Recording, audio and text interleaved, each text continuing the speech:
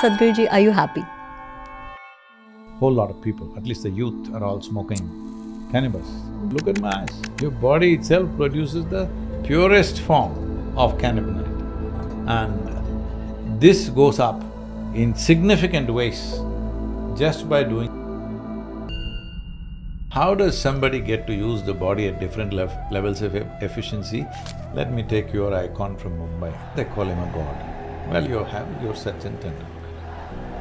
What does this boy do? You're not suffering life, you're suffering two most important faculties that a human being has.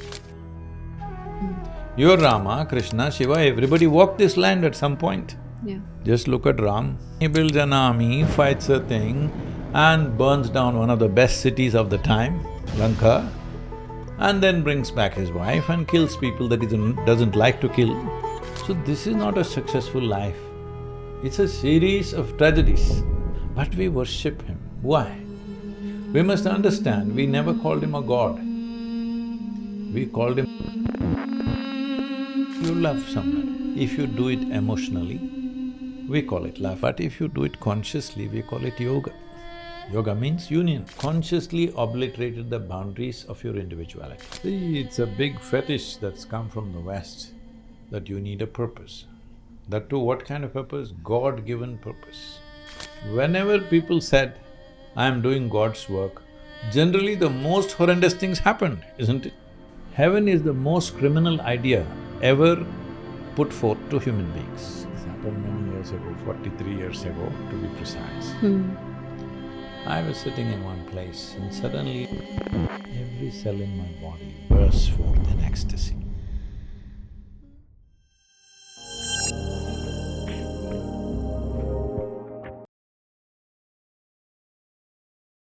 Namaskaram. Namaskaram. Karishma. Welcome to Humans of Bombay, and thank you so much for your time, Sadhguruji. Incredibly grateful for the opportunity. Thank you.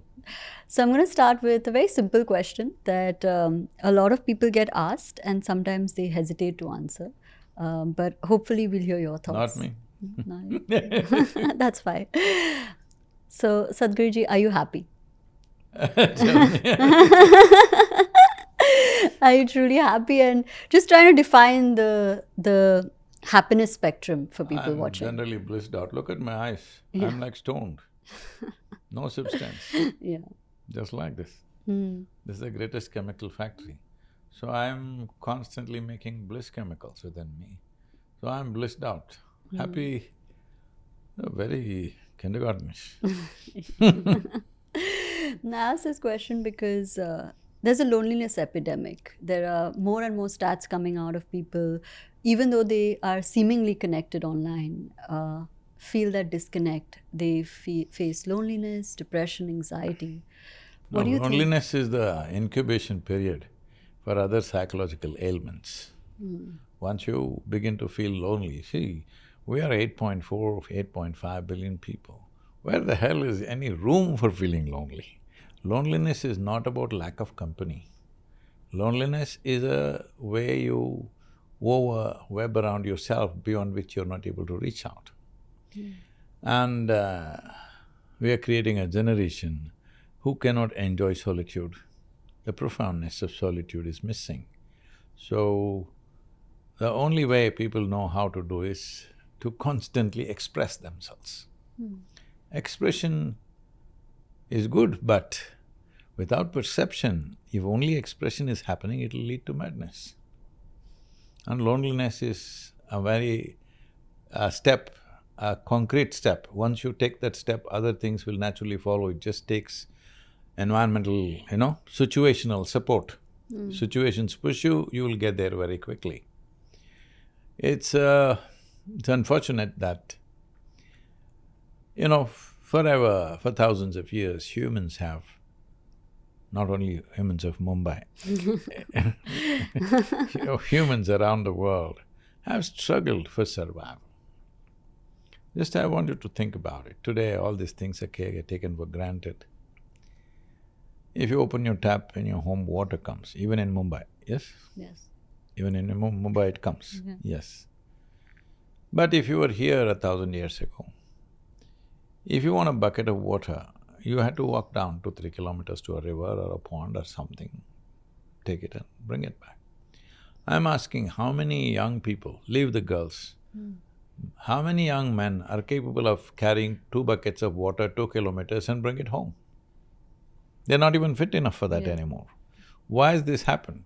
Simply because our survival is better organized than ever before. Ever before. Never before human beings have known these kind of comforts and conveniences as we know today. Especially for women, I'm saying. Life has never been this good ever in the history of humanity for a woman. Yes or no? Yeah. Just see how it's been, look back and see.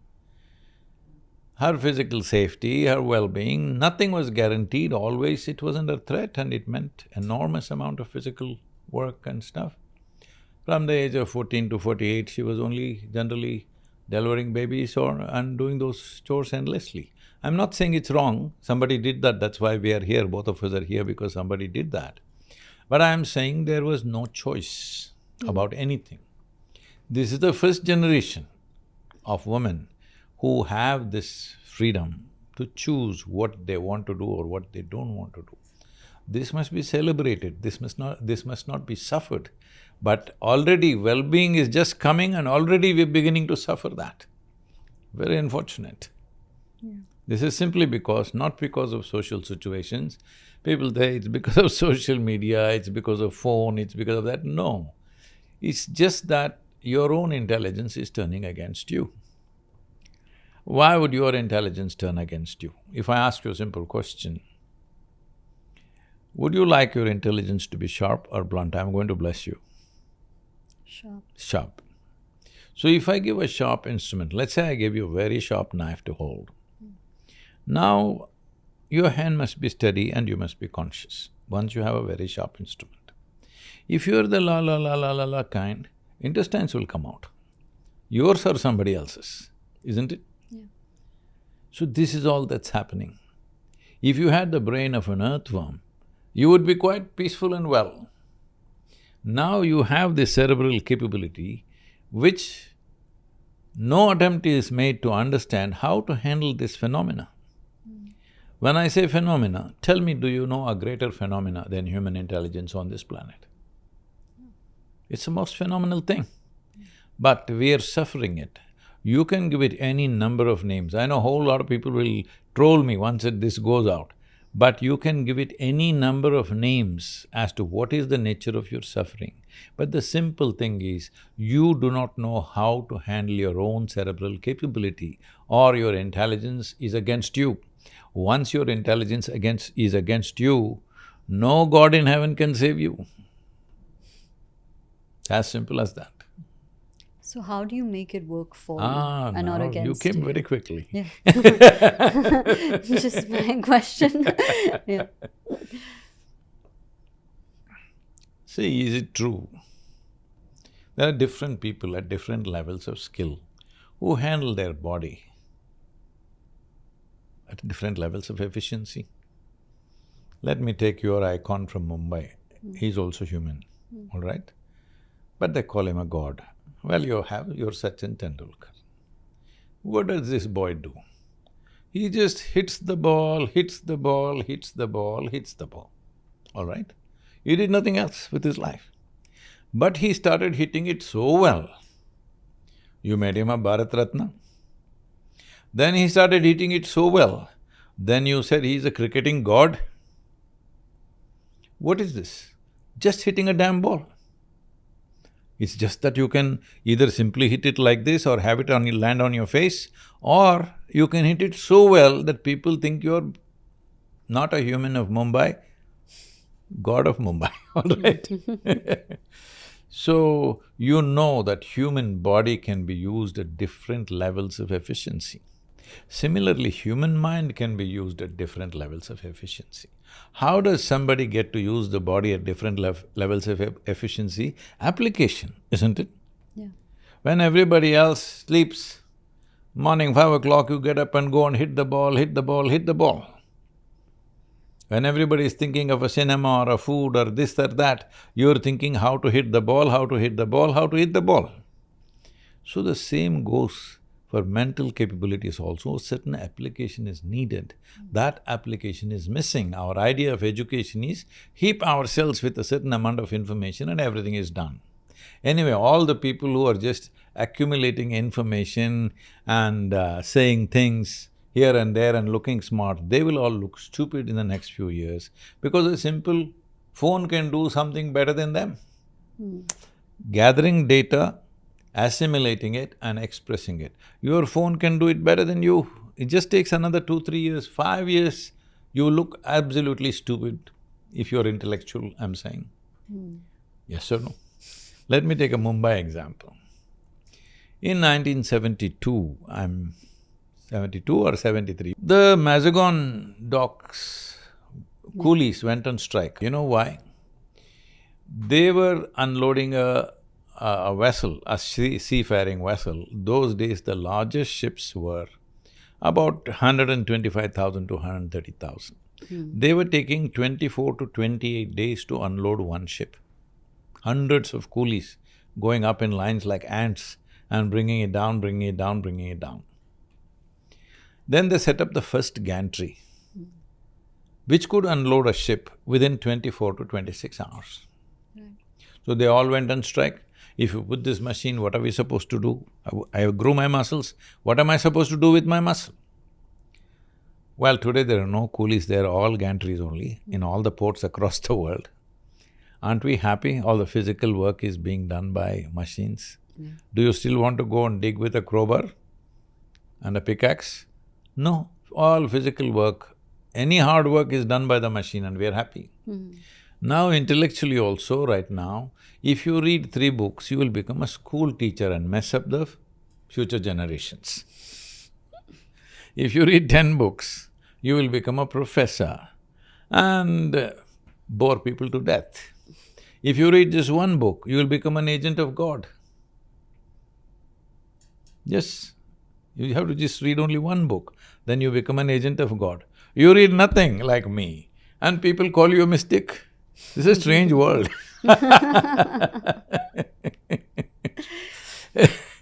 So I have a question here, right?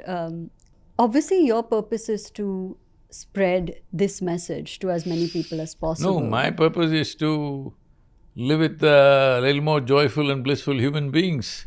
Yeah. Idiots are unnecessarily messing their lives out. People are going to troll me like crazy, but I'm telling you, set the standard for yourself. If you walk around today as with misery in your head, you are a bloody idiot. That's what it means. Because you came with nothing here. Did you come with investment? No. From your mother's womb? No. No, you came with nothing. When you die, there is no container service, I'm telling you, please know this. You're taking nothing. Whatever the hell is happening, you are on the profit side, isn't it? And what are you cribbing about? For most of us, for almost all of us, except unfortunately a few people in war zones, in famines and stuff like that, still unfortunately there are people in that condition.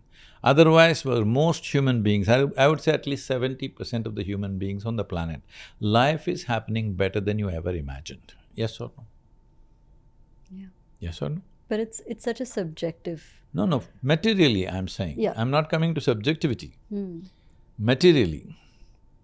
Now, the only thing left right now is that your mind doesn't work against you. That's all you have to do. Yeah. In the world, we have solved too many problems for human beings.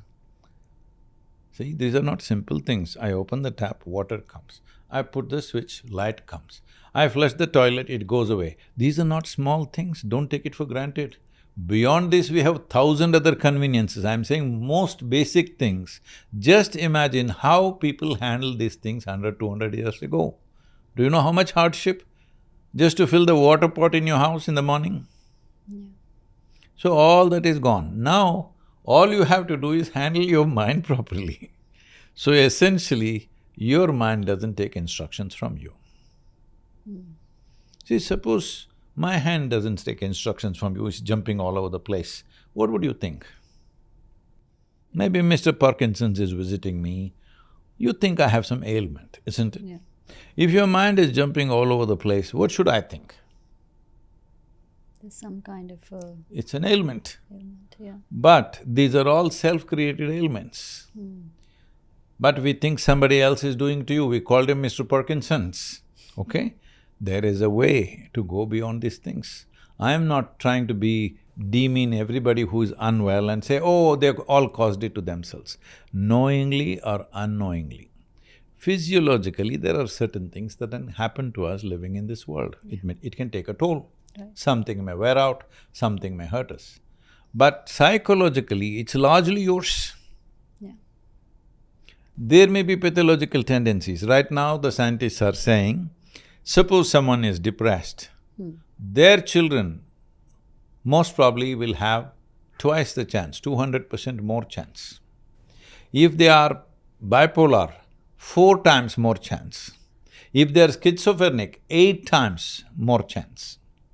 So these intrinsic things may be there within us because we didn't choose our parentage. Correct. It's the way it is. Whatever kind of fathers, grandfathers, grandmothers, mothers we had, that's all we have. We can't choose nor can we change, all right? So there is genetics.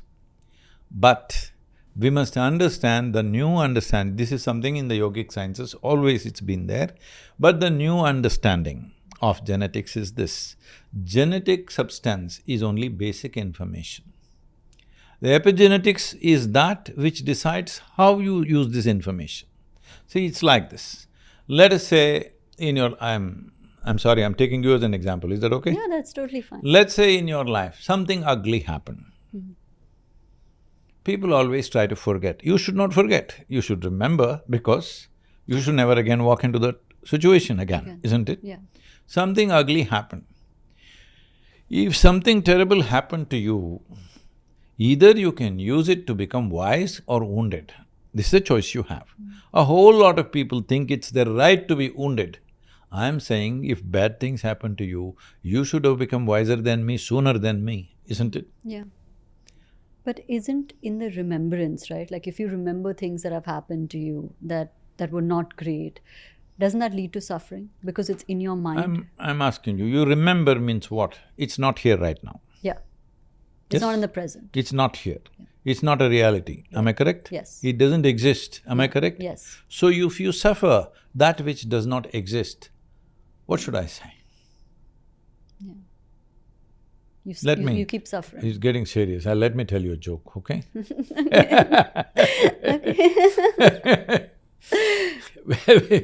It's like this. If you build a castle in the air, I appreciate you if you brick by brick in detail, if you build a castle in the air, because the power of imagination, the power of human imagination is not small. Almost everything that we have created has come from that, right? Yeah. I will appreciate you. But after some time, you started thinking it's real, what you created. Then we say you are neurotic. After a little more time, you started living in that castle. Then we say you are psychotic. Then a third guy comes who collects rent for that castle. He's called a psychiatrist. With all due respect to all psychiatrists who are helping immense help for people who are broken in some way. But don't make it normal. Please understand, we can teach this generation and the next generation how not to be broken, but we have not taken that care. We have not done that. It's a fact. Neither the parents, nor the teachers, nor the schools, nor institutions are in any way training, growing children as to how not to be broken no matter what's the situation. Because situations will never happen 100% your way, never ever. Yeah. Yes? Yes. Nobody has situations 100% their way. But the inner situation is completely yours. Why you will not have this situation the way you want it is, there are so many people and so many forces. They'll all never happen your way. If you get it 51% your way, you are the controlling stake. But what's happening within you is 100% yours, isn't it? Let me put it this way. You must clearly say yes, no to me, okay? Do you want health? Health. Health, Yes. yes. You must say clear yes, because most people have not said it to themselves. Yeah. Yes. So if your body becomes healthy, if it becomes pleasant rather, we call it health. Yeah. Your body is pleasant, health. If it becomes very pleasant, we call it pleasure. Want it? Yes. Pleasure of eating, pleasure of walking, pleasure of breathing, pleasure of gentle breeze upon your face, so many pleasures, all kinds. If your mind becomes pleasant, we call it peace. You want it?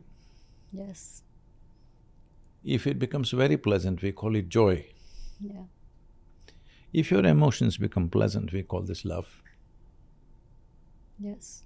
If it becomes very pleasant, we call it compassion. If your life energies become pleasant, we call this bliss. If it becomes very pleasant, we call it ecstatic. If your surroundings become pleasant, we call it success. Only to create pleasantness in our surroundings, we need the cooperation of people and forces around us. Pleasantness of body, pleasantness of mind, pleasantness of emotion, pleasantness of life energies is 100% your business. Yeah. Yes or no? Yes. But the moment I think I'm feeling unpleasant because of you, then I'm gone. I'll never be able to maintain my pleasantness because you can freak me anytime. You just have to say one word or not say one word. I'm saying, people are like this, if you say something, it'll break them. If you don't say anything, it'll break them. Hello? Tell me one thing that human beings are not suffering. If they are poor, they suffer poverty. You make them rich, they suffer taxes. Not educated, they suffer that. Put them to school, daily suffering. Not married, they suffer that. Get them married, I didn't say anything, okay. No children, they suffer that. Give them children, every day suffering again. Tell me one damn thing that they are not suffering. They're suffering every aspect of life. So let's give them death. That also they will suffer. So, your suffering is not because of life situations. Human suffering and human joy, both are created from within you. Your pain and pleasure, your joy and misery, your agony and ecstasy, everything happens from within you, yes or no? Yes. So what's happening from within you must happen your way, isn't it? You're misunderstanding your psychological drama as reality, that's the whole problem. When you say, I remember the past, so I suffer, arey, you're misunderstanding your psychological drama as this thing. So what is the solution for if you're suffering the past? If I take away your memory card, you will be fine? Yes, you will be. Yeah, you have to think, no.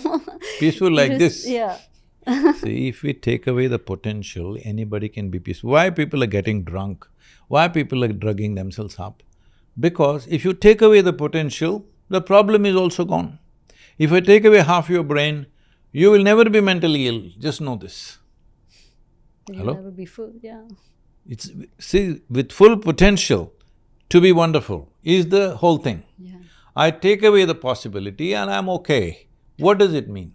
So we are doing this in so many ways, by drink, by alcohol, by excessive eating, by various philosophies that we have woven in our minds.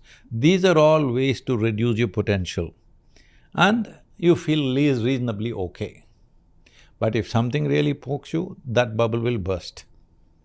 This is not what I am talking about. I am talking about if you are thrown into the war zone, still you are who you are. Who you are is not determined by anything that's happening around you. This freedom every human being must earn it because this is the fundamental difference between us and all the other creatures. See, all the other creatures are made like this. 90% of their life is determined by nature, natural instincts. They know everything. What is needed for their life, they know everything, they don't need the social support. Only 10% is learnt behavior among them. I'm throwing numbers, okay, not exactly the percentage. But with a human being, only 10% is instinctive, 90% is learnt behavior. So if you learnt something and you became like this, and you say, I'm like this only, well, you can learn something and become something else. Hello? Why is that not happening? Yeah. Why is it so difficult to unlearn? You don't have to unlearn, you have to learn something more. So when you No, but it's very important. You're Yeah. talking about unlearning. Yeah. Unlearning means what? In some way you want to wipe your memory.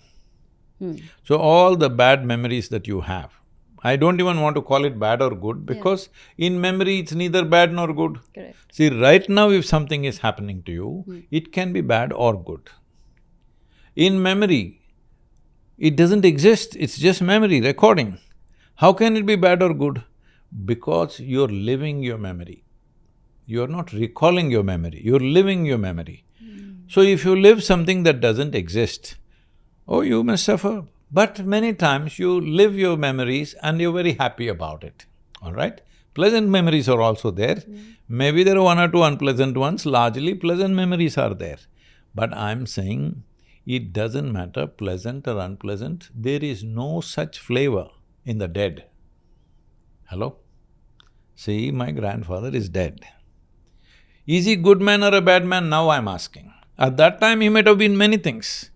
Right now, is my grandfather a good man or a bad man? The guy doesn't exist. How can he be anything? This is the same with your yesterday's experience, isn't it? Day before yesterday is your grandfather, yesterday is your father. Yeah. Yes or no? Yeah. So what is good about it, what is bad about it? You are the one who is qualifying it in so many ways and you are the one who is suffering. This is like the castle that you start living in, which doesn't exist. Just look at this. How much of your mental structure is a castle like this? So, I can collect rent if you want.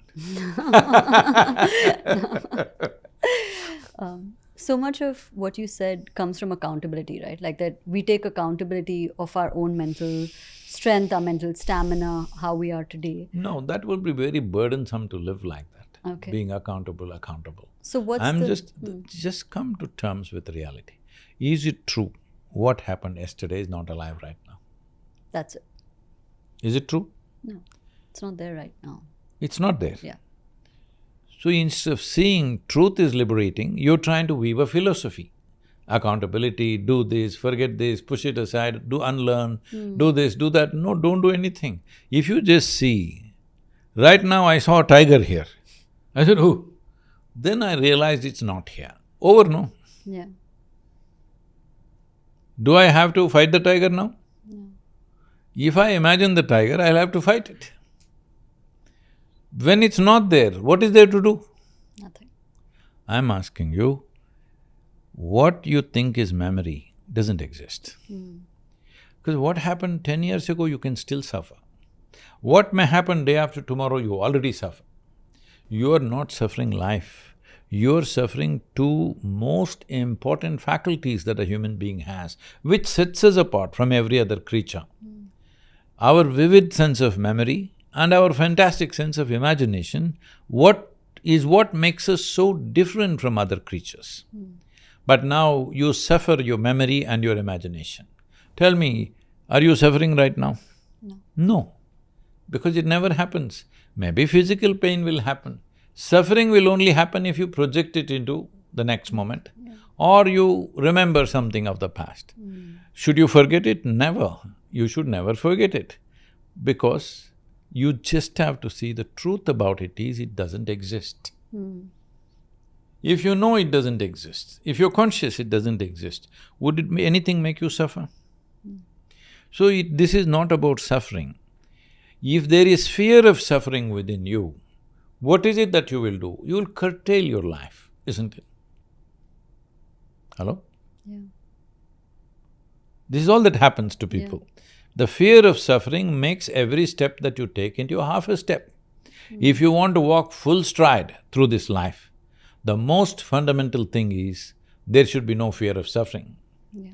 As long as fear of suffering is there, you will walk half steps, never a full step. That's a tragic thing that's happened to humanity. They cut off their own legs. Yeah. When we talk about fear or even faith, right, other side of the coin, so much of that power No, it's not the other side of the coin. two very different things, but so much of it rests with God or the concept of God. for a lot of people, right? Like if I do wrong, I'll be punished or it'll come back to me. Or I have faith that somebody's looking after me, it works out. Can you talk to me about the concept of God and So how… you admit it's a concept. I mean, I'm each to asking, his why are own. you making up such grand things? When you say it's a concept, that means you're saying it's not true, I'm making it up. Why are you making it up? Because you don't know how to handle your mind. You're trying to create a story about who is the center of the universe. What if there is no center? See, neither the men of science or people who claim to be men of God, both do not know where this cosmos begins and where it ends. Am I correct? Yeah. Do they know? Have you met anybody who knows? Not me. Nobody knows where it begins, where it ends. And how big it is, what it is, fathomless, all right? When this is the case, how come you know who created it and where they are, and they happen to be in human form? Suppose both of us were buffaloes. We would definitely be thinking God is a huge buffalo, bigger horns than you and me. Yes or no? So, this is like, why this concept of God has risen in human mind is, see, we crawled out of our mother's wombs and we looked around, so much creation. You see how an infant looks? You have children? No. No. But you've seen babies. Yeah. What's he doing? He's drinking up. What is this? What is this? What is this? There's a question mark in everything, Yeah. isn't it? It's wild with curiosity. Everything that he sees, what is this? What is this? What is this? You can see that in the eyes. After some time, because he makes silly conclusions. Otherwise, there's a question mark, what is this? So naturally, how this happened is there. It may be not an articulated question, but it's there. So initially you think your mother did it because she delivered you, obviously you think she delivered the planet, but it's not so. Then you think maybe it's your father because he looks like a big guy. After some time you know it's not him. Then by then they will invent a big daddy up there. There's a big man up there who does all this.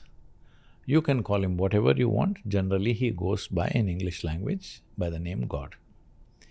Only because you have no explanation for creation, you came up with the concept of a creator who looks somewhat like you, maybe extra hands.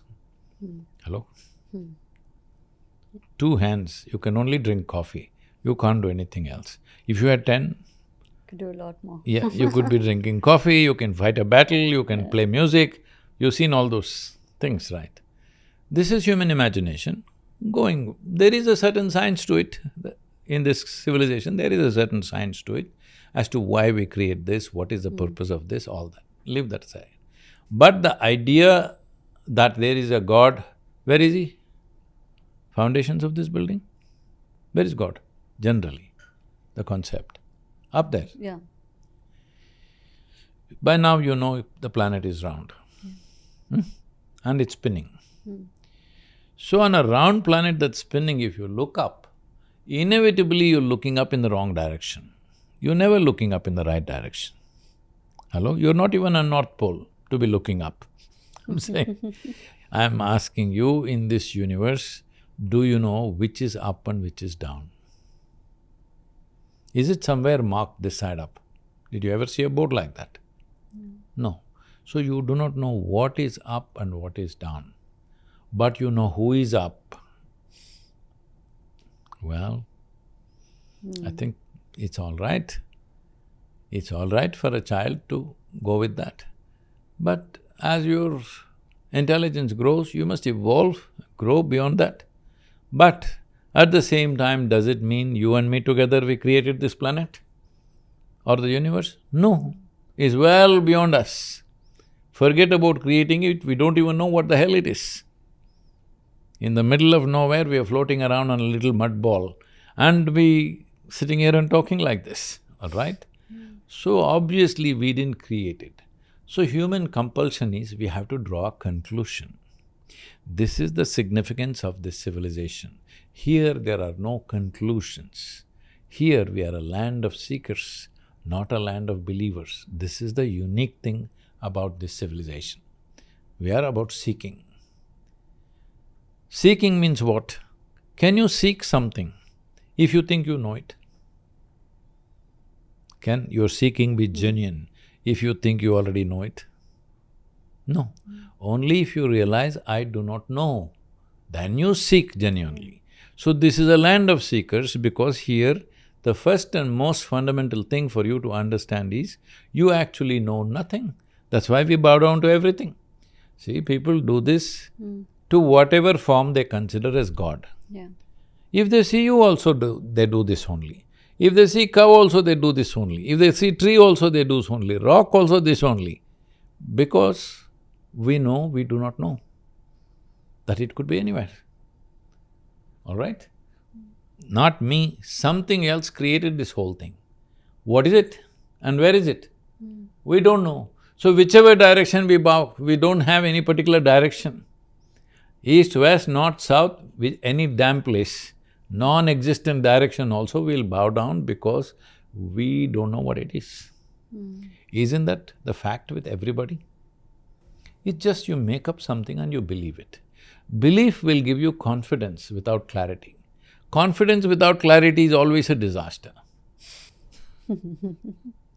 Hello? Yeah. I can't see clearly, but I'm very confident, so I'll walk through this window. You know what will be the result, all right? If I can't see, at least I may ask your help, please. Yeah, I Can can't you… see. Help me. Yeah. No, I'm very confident. I will walk through. So what is the role of worship in all of this, right? Because of course we have so many different gods, so many different stories. How does worship factor into… See, being worshipful is the best way to be. This is what I was just saying. We are worshipful towards everything. See, I see you, when I come, I only do this to you. Not because I think you're Kali, I'm sorry, that's not the word. Not because I think you're Lakshmi, Saraswati, something, all right? Simply because who knows? You may be that God we're looking for. Do you know for sure? Do you know? She may be in a podcaster form. Who the hell knows? So we don't want to take a chance. Even if we see an ant, we do this, because we don't know how it is. And by doing this, we also know, if you are willing, in every piece of creation, the same reality exists. Were you born like this? No. You were born like that. You became like this. How? Did you grow from outside or did you take little bit of meat and muscle and bone and patch it up? All from inside, isn't it? Yeah. So it looks like the source of creation is functioning from within you. If you eat a piece of chapati, it becomes a human being in 2-3 hours' time. Something which is the source of creation is throbbing. So even if I cannot see it, I recognize that the source of creation is saying, because this girl who was born 5 decades after the Mazagon strike, I'm sorry, 3, okay and she's grown up like this, so Creator is throbbing somewhere inside, isn't it? Yeah. Otherwise, could you grow? Can you take a piece of chapati and make a human being out of that? No. So, if you became conscious of how this is happening, now you know the source of creation is functioning within you. Now you turn inward. Initially you seek everywhere, in the mountains, in the temples, in the trees and this and that. But once you realize it's throbbing right within, this is the easiest access you have. So you turn inward. So this is if the human intelligence is not messed with other people's concepts and faiths and stuff, every human being is a natural seeker, isn't it? Yeah. It's in the nature of human intelligence that if you realize you do not know something, you inevitably want to know, isn't it so? Yeah. Especially if it's of fundamental importance to you. So, this is all we have to do. Don't mess people, especially children, with your stupid belief system. That means what? This whole civilization, all these gods, goddesses, that is because we know the technology of God-making. You must understand, in this culture, there is no the God. All the people who worship, you worship today in this Bharat, these are the people who walked this geography at some time, isn't it? Your Rama, Krishna, Shiva, everybody walked this land at some point. Yeah. And were they all walking 3 feet above the ground and flying around like that? Hello? What do you think? They plodded like you, they struggled like you, they fought like you, they had more drama than your life, far more. A whole lot of unpleasant things happened. Just look at Ram. This man gets coronated as a king at the age of 17 or 18, something like that. Yeah. Then he marries a princess. And just within a few months of marriage, some political situation, they have to go to the jungle. Jungle means, you might have watched the Ramanan Sagar's Ramayana, where jungle means there's a nice hut and golden deer floating around and it's like a picnic spot. That's not how a jungle is. I've lived in jungles. If I went into the forest, came after 1 or 2 weeks, all by myself, even my mother wouldn't recognize me. Head to toe, I'm swollen with insect bites, because that is the experience of forest. Not like this floating, this is in the movie, okay? So taking this young woman and going to the jungle is not a… it's not a picnic, it's a punishment. The idea is punishment, isn't it? As if that was not enough, these people from Sri Lanka came and stole his wife and went away. Then he has no army, but he's a king, he can forget about her and find 10 other women and get married, but he's not that kind. He loves the woman, walks 3,000 kilometers down. If a man has to walk 3,000 kilometers, he must be holding her very precious in his life, isn't it? Otherwise he won't walk in those days. Just him and his brother, no army. Then he builds an army, fights a thing and burns down one of the best cities of the time, Lanka, and then brings back his wife and kills people that he doesn't like to kill. All that he does and brings his wife back. And again something happens and again she has to go to the forest and she's pregnant. For a king or an emperor, wife is pregnant is a big deal. It's not just about children because it's hair. And he doesn't know whether it's boy or girl, boys or girls or what it is, no sonogram, you know. Then she goes, she delivers 2 boys, he doesn't know. See, if something really terrible has to happen in our lives, knowingly or unknowingly we killed our own children, this is the most terrible thing that can happen. He almost killed his own children, very close. Fortunately, it did not happen. Then he never saw his dear wife. She died in the forest.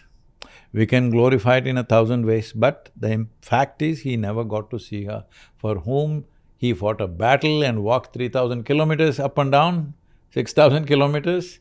He never got to see her again, she died in the jungle.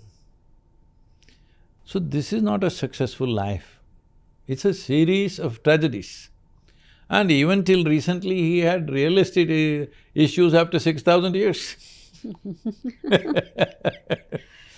So, in material life, it is not a successful life, but we worship him. Why?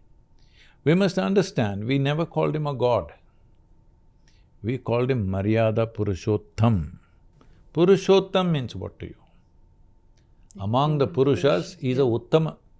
He's a superior man. That means he's an elevated human being. You as a human being, you're sitting here, how low you are or how elevated you are, it's just your choice, yes or no? Is it so? Circumstances may be poking you, nudging you, doing so many things, but how you keep yourself within you, how you live in this town may not be your choice. Other people may decide how you live. But how you are within you, is it 100% your choice? Then why are you not a Purushottama? Choice, we have not made the choice, isn't it? So worshipfulness is about that choice. You bow down to everything because you realize even if you've read all the libraries on the planet, your knowledge is a minuscule in this cosmos. But our ignorance is boundless. Hello? Isn't it? So if you identify with your ignorance, you become boundless. If you identify with your knowledge, you become a minuscule. If you're a minuscule, can I call you Purushottama? No. If you're boundless, we will call you a Purushottama, isn't it? Yeah. So worshipfulness is about that. Worshipfulness is not about God. Worshipfulness is about purifying yourself, to bring yourself to a place where outside situations will not rule. This is why we are calling him a Purushottama. Whatever life does, all kinds of bad deals for Rama, yes or no, throughout his life.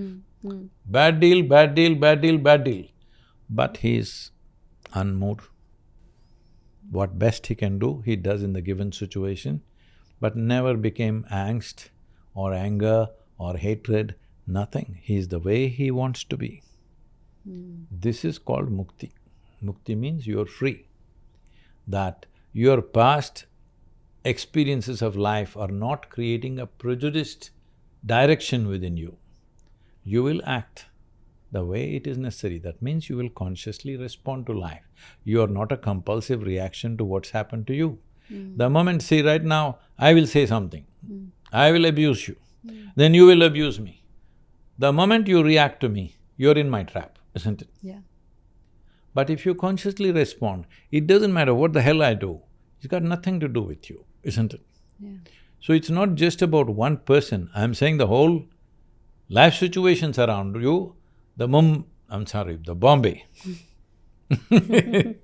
The Bombay, whatever you does to you, you can still remain human, you need not become an animal. Yeah.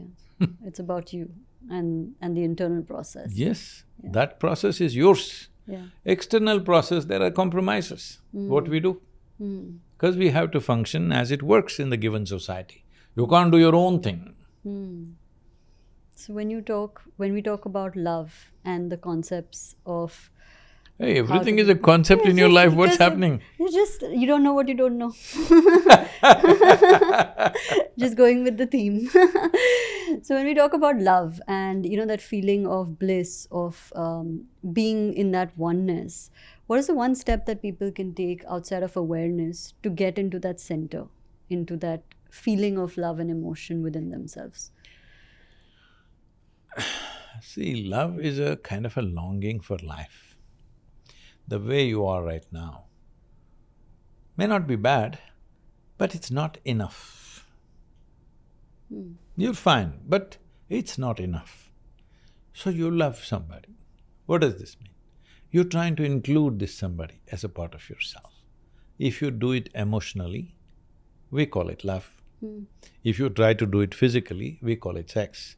If you try to do it mentally, we call it, ambition, conquest or simply shopping, whatever it is. But if you do it consciously, we call it yoga. Yoga means union. That means you consciously obliterated the boundaries of your individuality. What you're calling as love is this longing that you feel trapped in your own boundary. You want to break your boundary and enter somebody else's boundary. Or you want to crack your boundary and take somebody into your boundary. Space, yeah. It's an attempt. Yes.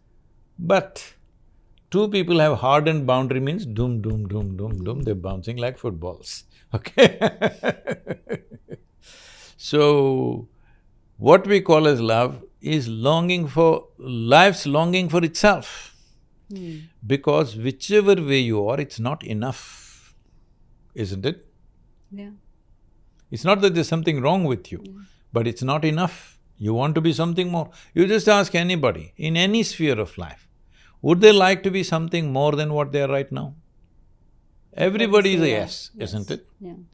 So you want something more. Let's say I'll give you that something more right now, whatever that is. Then you want more. You want something more? Okay, I'll give it to you. Then what? Something more.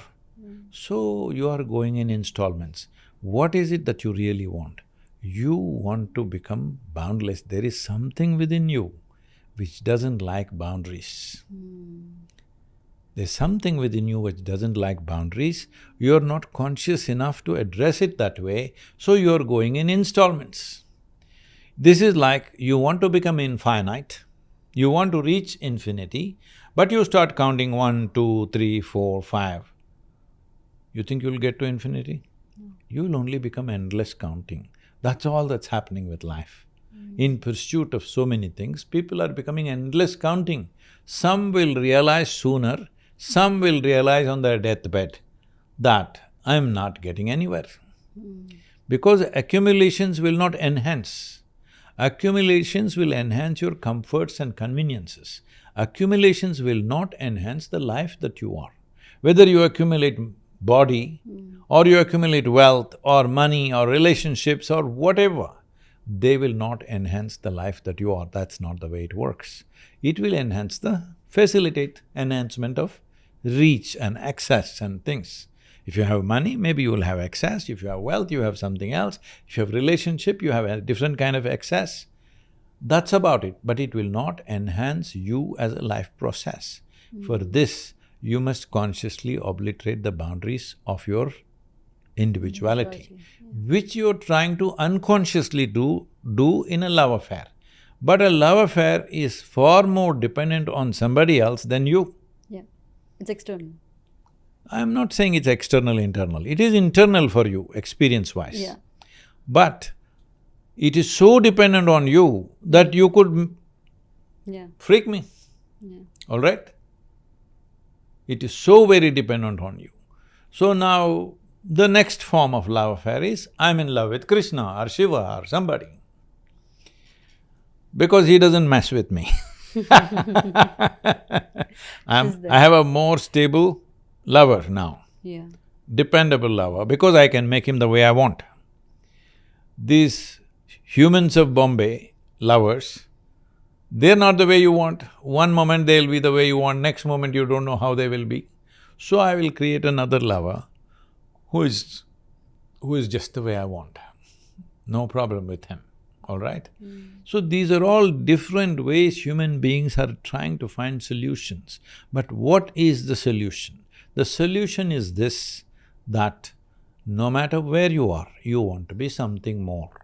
And that something more is not about something, it's about everything. Is everything possible through physical means, I'm asking you?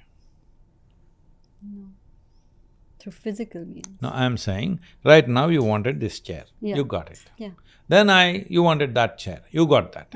Then you want that guy's chair, you got it. Can you have all the chairs in the world? No. No. I'm using chair as a silly example, all right? I'm saying physically you can never expand limitlessly. Even if you have the planet, you look at the moon, isn't it? Yeah, or Mars. Oh, you went to Mars also? You're going very far. There's lots of chatter about one-way tickets to Mars and things. All the best men are there, I believe. So, physically your expansion will never be complete. So once you realize this, what is the option? This is when you turn spiritual. You understand physical things only can be little bigger than the way it is right now. It can never be boundless. So the only way is a non-physical dimension of life. If you touch that which is not physical within you, see, there's something about you which is not physical. If you transcend your physical and psychological spaces, then there is something within you which merges with everything. In this state, there is no conflict, there is dripping ecstasy in every cell in your body, and nothing is an issue because there are only two kinds of sufferings in your life: physical suffering, mental suffering. Do you know any other kind of suffering? No. There is no other suffering. So this is what dhyana means. This is what the simple process of meditativeness that we are pushing to people. If you sit here, your body is here, your psychological act is going on somewhere here. You are little away. Once there is a little space between you and your body, between you and your mind, this is the end of suffering. Yes or no? Because these are the only 2 points of suffering for you. So to sit here, little away from your body, little away from your psychological process, always blissed out. What about purpose? Do we all come here just to go through life, float through life, or are we put on this planet for You think a everybody is specific floating through purpose? life? They're being crushed by life. Going through life. Or is everybody here for some purpose, to serve some purpose? See, it's a big fetish that's come from the West, that you need a purpose. That too, what kind of purpose? God-given purpose. Let's look at the reality of our existence. See, in this vast cosmos, this solar system is a small speck. Tomorrow morning, if the entire solar system evaporates, nobody will notice that small it is. In that small speck, planet Earth is a micro speck. In that micro speck, Mumbai is a super micro speck. In that, you are a big human. Not just you, I'm saying human beings have that sense of… Yeah. I'm saying, in this body, in your body, in human body, nearly 60% are microbes, you know, Yeah. microbial life. Do you know all of them by name? No. You don't know. No.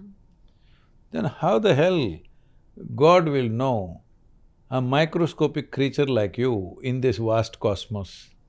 What makes you think that He has a God-given purpose for you?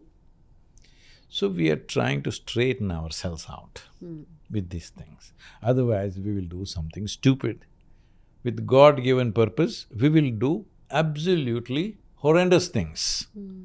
Whenever people said, I am doing God's work, generally the most horrendous things happened, isn't it? Just look back and see on the history of this world. People who believed they're doing God's work, they did the most horrendous nonsense on this planet, yes or no? So I hope you don't have a God-given purpose. This is why it's why this civilization is super important for the future of the world is, here you are a seeker. That means you don't know. Yeah. See, you become either a theist or an atheist because both of them assume things that they don't know. If you're a theist, you believe there is a God. If you're an atheist, you believe there is no God. But the reality is both of you don't know, isn't it? Why aren't we straight enough, sincere enough, human enough? Be human. You don't know, damn it, you don't know. Yeah, just be. Let me put this, everybody will be trolling me. Anyway, I'm today on that mode, okay?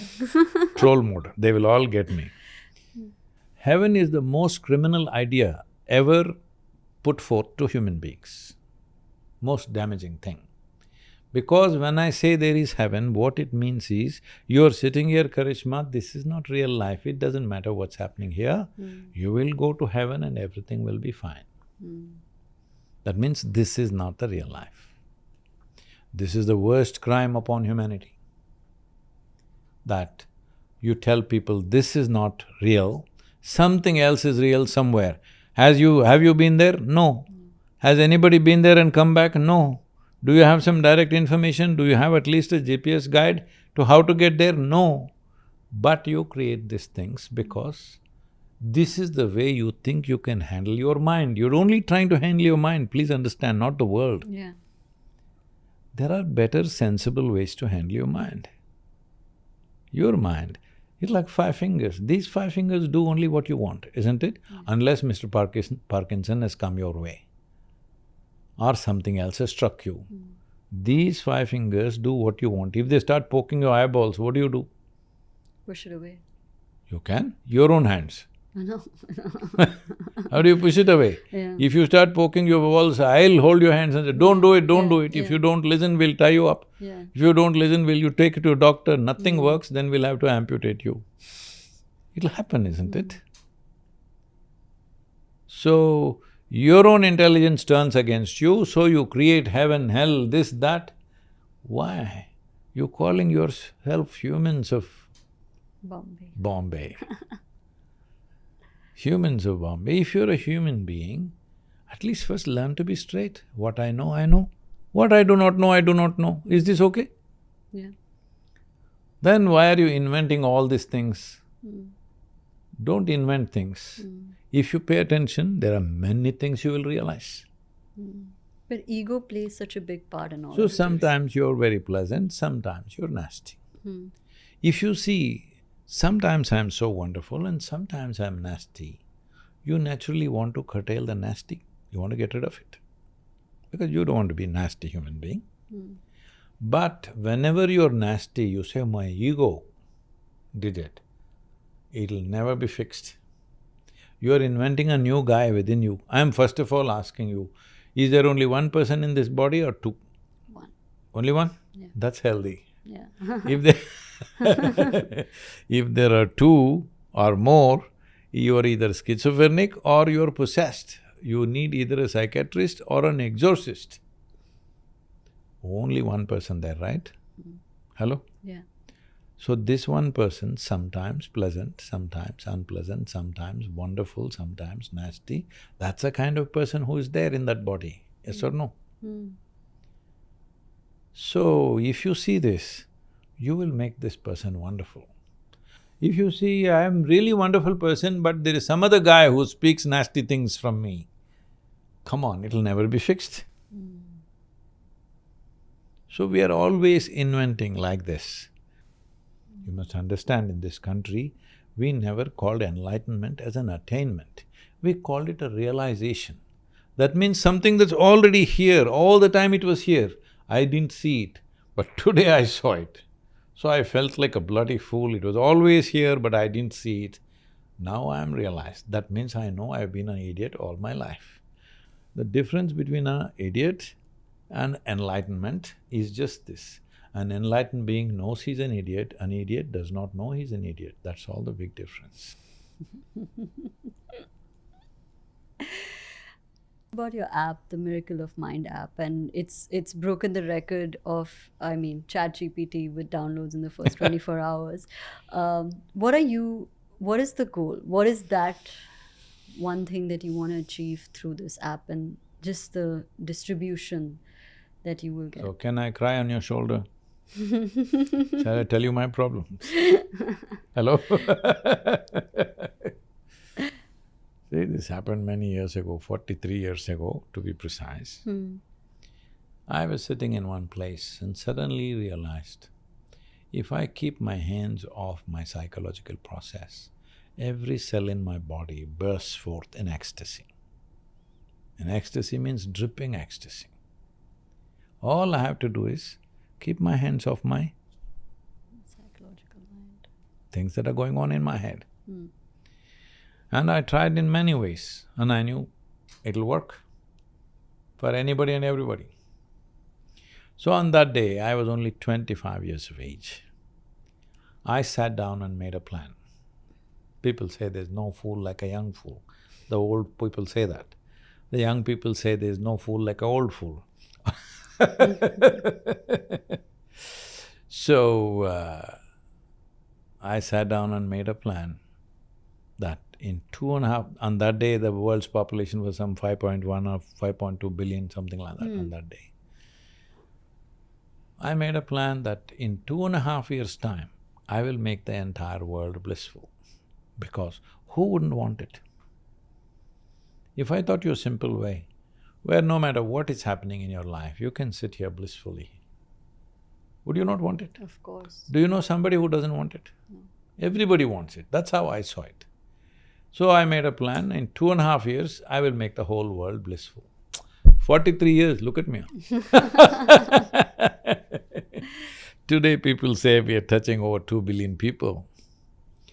But 2 billion is not my idea of humanity. My idea of humanity is expanding because now it's become 8.4 billion people. Right. So I know I will die a failure, but I'll be a blissful failure. Doesn't matter, nothing that I do works, still I will be the same way. I will not be any different. Now I know I will die a failure, but I will die blissfully, this much I know. So Miracle of Mind is one more effort to increase the percentage so that there are few more blissful people on the planet. And also our time is such that world is heading towards a lot of psychological disturbances, to a point where we are talking about a pandemic, mental health pandemic. Probably most people did not know the meaning of the word pandemic 3 years ago. Now everybody knows. What it means is, you walked into this room with some problem. Now all of us in this room got this problem before we leave. This is a pandemic. But now a mental health pandemic. Your mind is doing some tricks with you. Now by the time we leave, all of us have got the same problem or some other problem like that. That looks ridiculous, but that's possible. Like never before it's possible. When you look at the stats, let me look at the stats in United States, because they've spent more time to measure those things. I was in conversation with the Surgeon General of United States, and he is saying, 1 in 2 Americans are feeling lonely. 2 of us are sitting here together, and 1 of us is feeling lonely. What's happening to the other guy? Yeah. Loneliness, as I said earlier, is the incubation period for mental illness. 1 in 3 teenage girls in America are on antidepressant medication, clinically depressed, 33% of teenage girls. In our understanding, in our generation, a teenage girl means she'll giggle and bubble for nothing, because she's just enjoying the freshness of life within her. Nothing need to be happening, simply she will giggle. Now 1 in 3 are depressed. You think that's a good sign? And over 17,600 children in India below 18 years of age committed suicide in 2023. Of this, 7,200 were below 15 years of age. When a 12, 13, 14-year-old child commits suicide, they take their own life, we are doing something fundamentally wrong. Hello? Do we need a more clear sign? We are doing something fundamentally wrong with the societies, isn't it? So Miracle of Mind is an effort to mitigate that. Our goal is, in the next 18 to 24 months, we want to ensure at least 3 billion people are doing 7 minutes of meditation. It's as simple as that, just 7 minutes. Lot of studies have been done on that in premier universities in the world, where they're saying the 7 minutes of meditation, the alpha waves in the brain are sufficiently enhanced to make yourself stabilize your mood, keep you in a peaceful condition. 7 minutes if you can't dedicate for your well-being, then you are a different kind of creature, you're not a human of Bombay. Wow. So 3 billion in the next 18 to 24 months. Yes. Wow. So, is this some pipe dream, 3 billion, can anybody do it? So just to give you a perspective, in 2024, our video reach is 5.72 billion. Unique views are about 1.7 billion. And during the Safe Soil movement, we touched over 4 billion people in a little over 3 months. That's amazing. So, this is the times in which we are living. Many great beings have come. When they spoke, hardly 10 people could hear them. Today we have this, that we can sit here and talk to the entire world. When there is such a facility that we can sit here and talk to the world, if in some positive way, if we do not transform the world, which is the humans, if we do not transform the human beings on this planet, it just shows we don't have any love in our heart, that's all. If there was no means, that's different. When there is means and if we don't do it, we just don't care, isn't it? I don't want to be that human being. I don't want you to be that human being. I don't want any of them to be that human being. So in some way, reach out, at least share that app. 7 minutes a day, let people meditate. As simple as that. I'm telling you, it can make tremendous difference. Just 7 minutes a day, every day you invest upon yourself, it'll make a wonderful difference. Once you see it works, I'm sure you will make more investment for your well-being, because a taste of well-being has to come to you to know what it is, isn't it? Because everybody knows the taste of strife, they do not know the taste of well-being. See, there are substantial studies right now. We have a Center for Conscious Planet in Beth Israel Hospital, which is the teaching medical hospital for the Harvard University. We are right there in the premises. Lot of studies have been done in the last 6.5 years. And also in the Rutgers and Indiana University also studies have been made.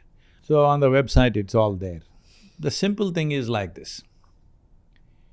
The BDNF, that is the brain-derived neurotropic factors, go up by 70% in 6 to 12 weeks of practice.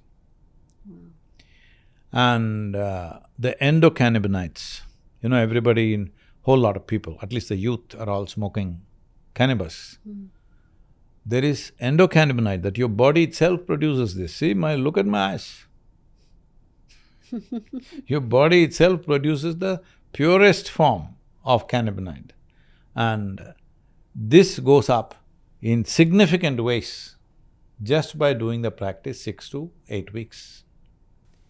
In 6 to 12 weeks' time, the Anandamide, which is the bliss factor in your system, goes up 23% more than what normally happens in a sexual orgasm.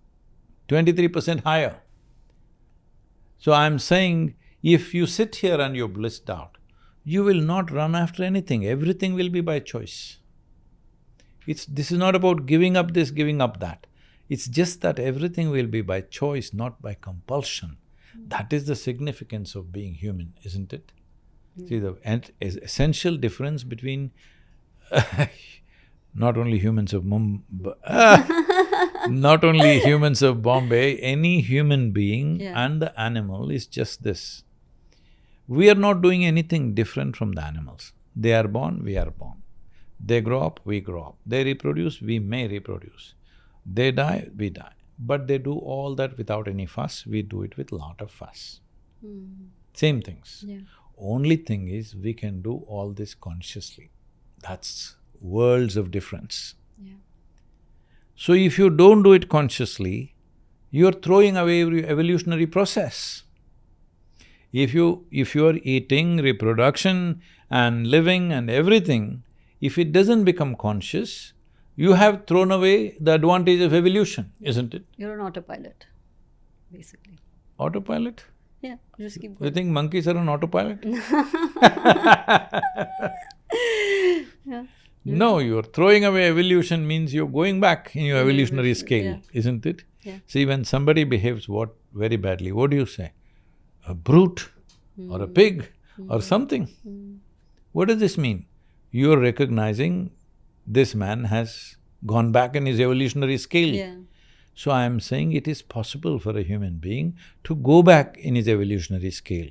It is also possible you can advance in evolutionary scale and become a Purushottama. Either you can become a Purushottama or you can become a wild boar. The choice is yours. Both are there right now, isn't it? This choice if you exercise, your mental health, physical health, social health, everything gets addressed. Above all, humans will be really humans, not just of Bombay. Okay, then I'll end with one last question. Advice to whoever's watching on life, on living better. There's been so much, but if you had to concise it in one thing, would it be? Don't do that. No. Don't try to reduce life into a slogan. This is what being conscious means. You become conscious.